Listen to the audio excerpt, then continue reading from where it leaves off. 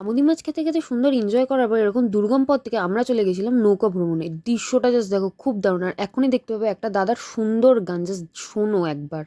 কখনো যদি ঝড় আসে, জড়িয়ে নেব বিশ্বাসে, তোমাকে পাবো চিরদিন।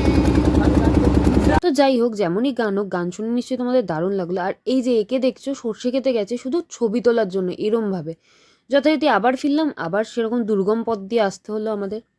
এসে সুন্দর নাচানাচি করে, আর নাচ দেখেছো সবার, এত এক্সাইটেড সবাই। আমরা বসে গেছিলাম খেতে। মেনুতে বেশ দারুণ দারুণ আইটেম ছিল।